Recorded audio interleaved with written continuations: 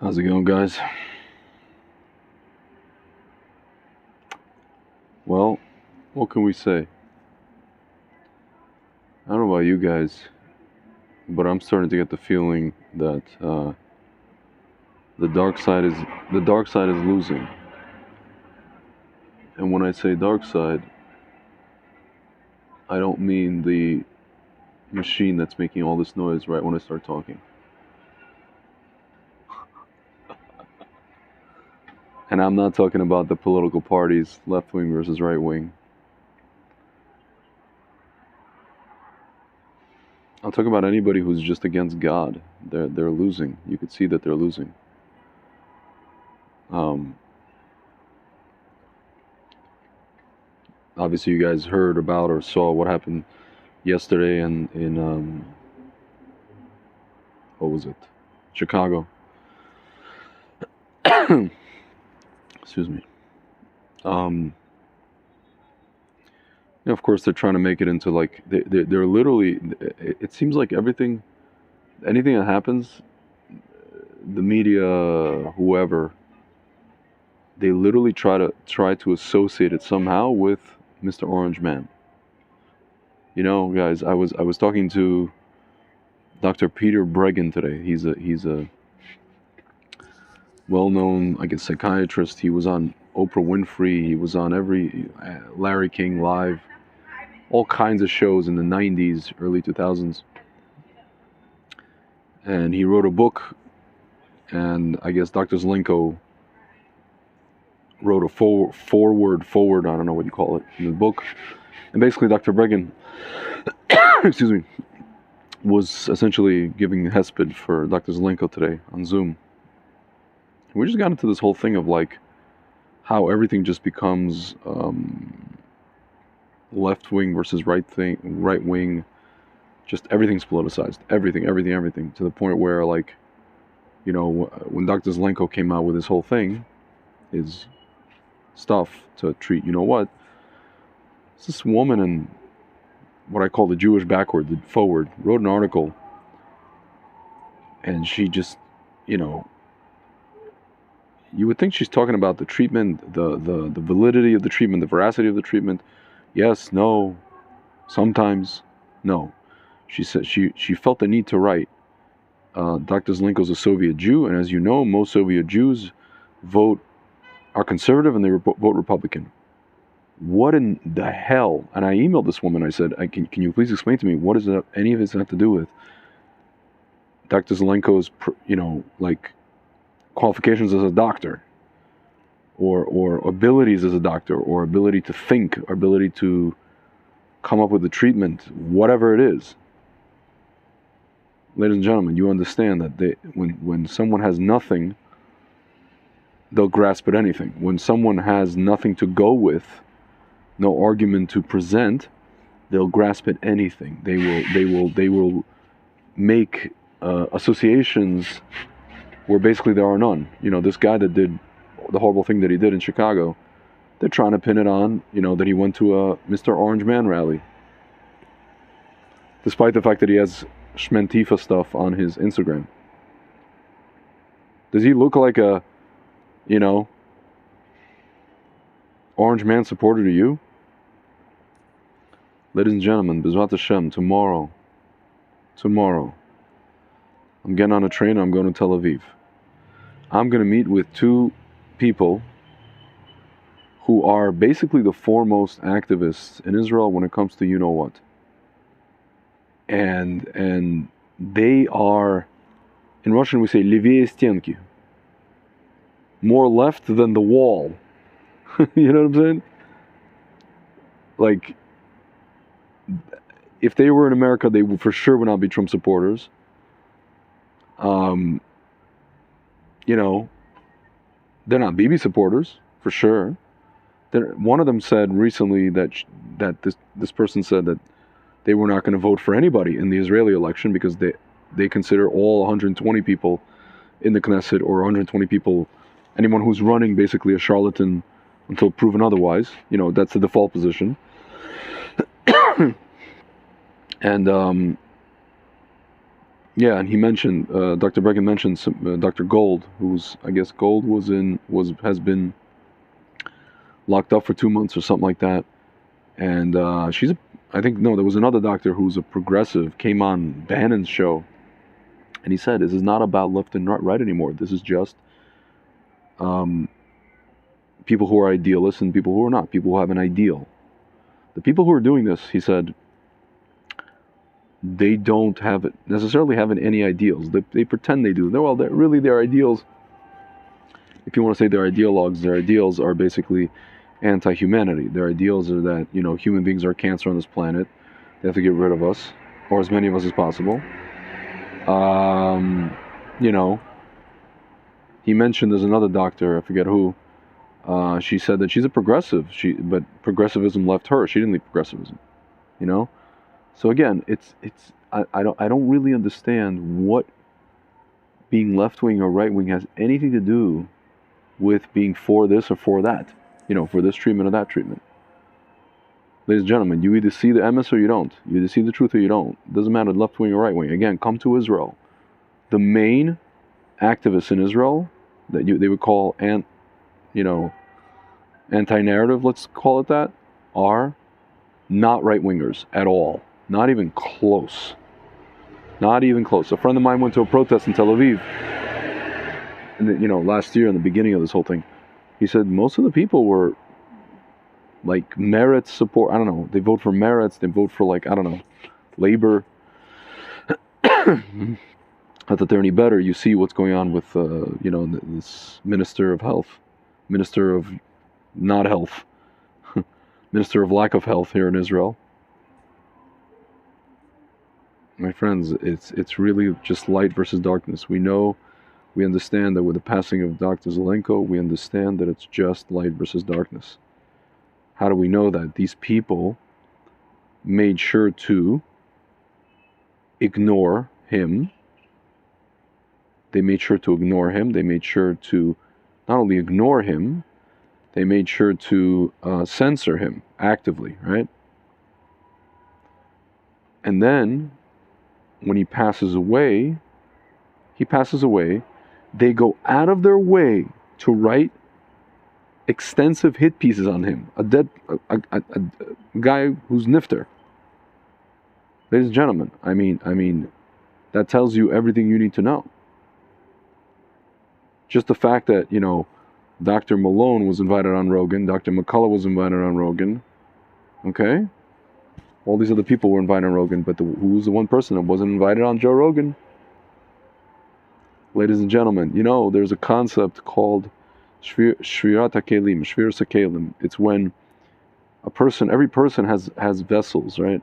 So when a person hears something that is shocking to them, usually it's referring to people who are religious, who go on to the secular world and they see things they've never seen before, and they experience this, right? So it's shocking to them.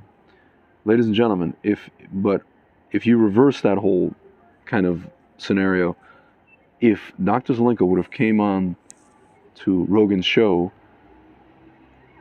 at the very least Rogan, but for sure the world, right?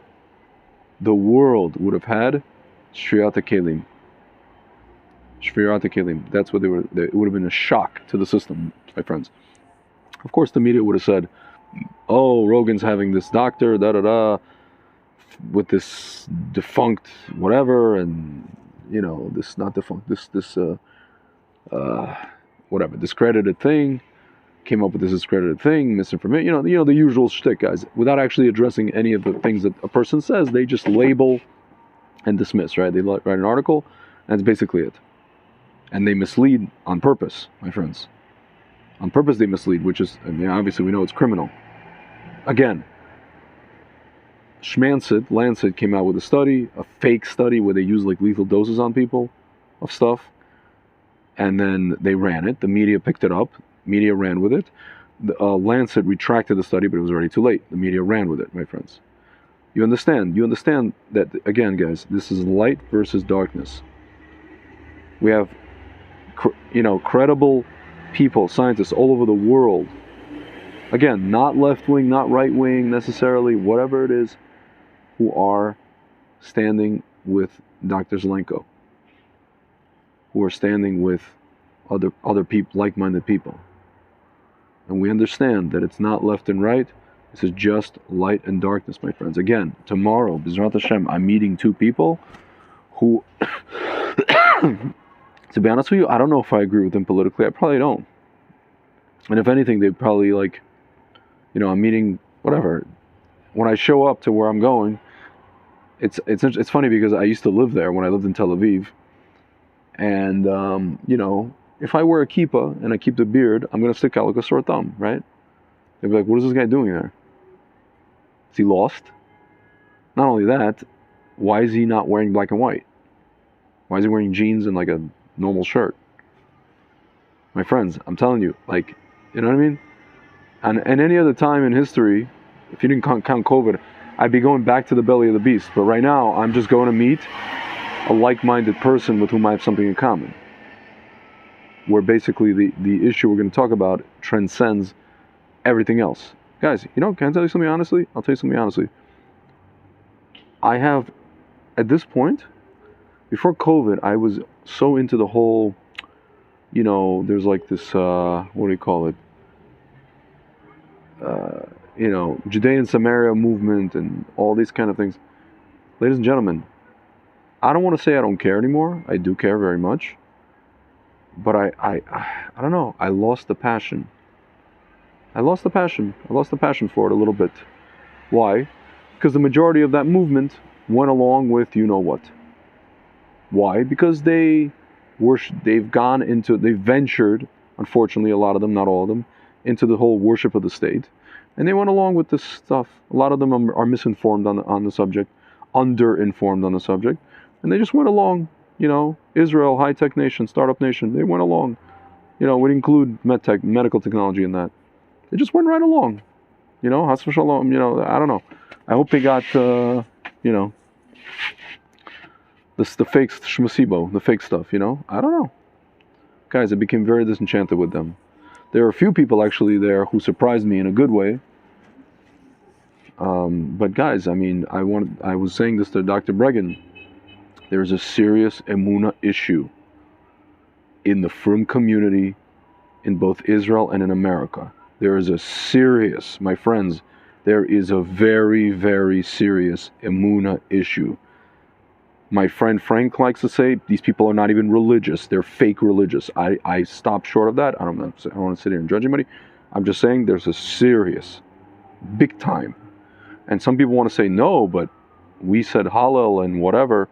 We found out that Israel is the first country to get this stuff, and it's from Hashem. My friends, no. No. If you're going around bullying people, if you're going around in fear, if you're saying you can't invite people to our apartment because I'm not this and they are, but yet on the flip side, you're telling me that if you are, then it's going to stop you from being, going to the hospital. Then I have what to worry about, not them. If you're basically contradicting yourself, then you either have a logic problem or you've been whipped into a psychotic frenzy due to your lack of emunah in Hashem. Period, my friends. There's a serious emunah issue in the frum community, in the frum Jewish community, both in America and in Israel, my friends. I'm saying that full stop. So I became disenchanted with that whole thing, with the activism of that realm. Guys, listen, it's my business. I have wine that I import to America from that region of the world. Still, Baruch Hashem. I try not to broach the subject, to talk about that, to have that conversation. But yeah, guys, it's really light versus darkness. A lot of people were duped. From talking to people in Israel, good people were just duped. They don't, a lot of people in Israel just don't even know what Dr. Fauci is. They don't even know what VAERS is. They don't even know what CDC. They don't know. They're in the dark. It's like the guy from Scent of a Woman. Excuse me. I'm in the dark here, Charlie. They're in the dark, guys. They're in the dark. You understand? It's an advantage to see things from both the vantage point of being in America and being both an American and Israel. It's an advantage, yeah. On the flip side, what happens in Israel, it's actually 2 months ahead. All the policies and all these things. I always tell people it's always 2 months ahead of what you're going to see coming down the pike in America and in Canada and all these other places. You know. But yeah, my friends, it's really. Oh, there go our cousins with their cars again. Unbelievable. Yeah, our genocide over here, you know, with the Mercedes. I call it the Mercedes genocide. You know, the people who actually perpetrated a genocide drove Mercedes. Now the people who are driving Mercedes are claiming that there's genocide on them. Now, speaking of Judea and Samaria, I was driving with a friend last week, and she was just couldn't stop commenting about all the cars that were passing us with Palestinian plates. Mercedes, like all these luxury cars, Mazda, this, that. It was crazy. The whole trip was like, look at this. Yeah, I was like, yeah, what a horrible genocide. And then we saw these Palestinian towns with like a Remax, you know, Remax Realty. Like, give me a break. Like, seriously, guys. Genocide, you know? I wish I had that kind of genocide, as opposed to a real one that's happening right now, which I'm not, you know? Anyway, guys, it's just light versus darkness. That's all you have to remember. It's got nothing to do with Orange Man or Democrats, Republicans, left, right wing, January 6th, this, that. What's the other one? Bannon, Schmannon. It doesn't matter, guys. Again, tomorrow, I'm going to, Zat Hashem, meet two people. Like, again, in Russian we say, Levie Styenki. Here's the wall, here's them over here. The wall on my left, and they're over here. Past the wall. You know what I'm saying? And they've been fighting the Ministry of Silly Walks here for the entire time. Yeah, guys. But, by the way, I'll end on this. I'm going to confirm this, but apparently in Uruguay, there was a court in Uruguay that basically ordered Schmeiser to come up to basically prove safety. Wow. Guys, I mean, like, I was always saying the onus is on the people who are administering stuff to prove safety. The onus is not on me to prove non-safety. It's not on me, it's on them. You understand? So we'll see. We'll see what happens. I mean, even if they do get ruled this way or the other, I feel like the media is just going to ignore it anyway. So, I don't know, guys. Who knows, you know? There has to be a Madoff moment at some point. You know, a friend of mine likes to say, you know, oh, you're waiting for that aha moment. It's not going to come. I don't know about aha moment, but I feel like something has to give. Something has to give. There has to be some sort of Madoff situation where basically no one can ignore it. The media, like I said, with Madoff, something happened where it was a systemic issue. You know, the market tanked and he had to pay back all this money and he couldn't. And so the media couldn't ignore it, right? It was like a korban. It was like, oh my God, you know, so horrible, you know? They had to cover it. So, my friends, and I think in this, as in every case, you know, it's obviously going to include a Jewish person at the risk of doing what my friend Frank accuses me of doing. It's called Farrakhaning. It's going to involve, you know, Mr. Shmurla, Mr. Yuval, you know, Mr. Short little bald Israeli guy, unfortunately. Anyway, guys, that's the broken record of history. What can I say? But just remember, it's light versus darkness, nothing more. Alright, guys, talk to you soon.